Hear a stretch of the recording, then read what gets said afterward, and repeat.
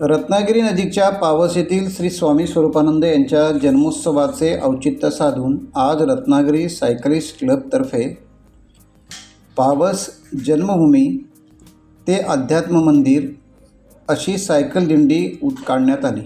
यंदा या दिंडीचे 5वे वर्ष आहे।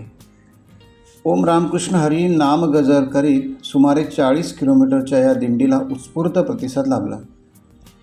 वरची आळी येथील स्वामी स्वरूपानंद अध्यात्म मंदिर येथून सायकल दिंडी सुरू झाली आणि भाटिये फणसोप गोळब मार्गे पावसला समाधी मंदिरापर्यंत पोहोचली। या मार्गावर दरवर्षी जन्मोत्सवानिमित्त रत्नागिरी ते पावस या पायी दिंडीतील वारकऱ्यांची भेट झाली।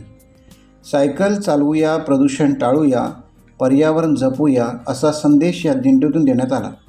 विशेष म्हणजे रत्नागिरी सायकलिस्ट क्लब व कोकण कोस्टल ऑफ मॅरेथॉनच्या सदस्यांनीही रत्नागिरी ते पावस हे अंतर धावत पार केले।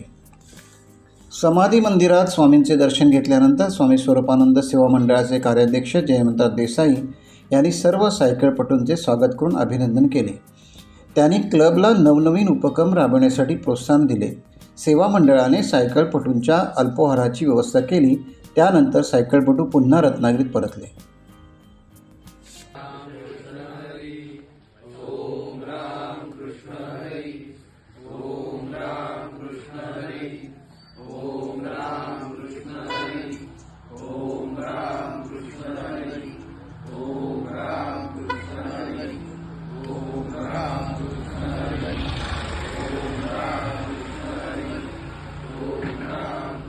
टाइम्स डिजिटलला लाईक करा, शेअर करा, सबस्क्राईब करा आणि बेल आयकॉन दाबायला विसरू नका। Times digital.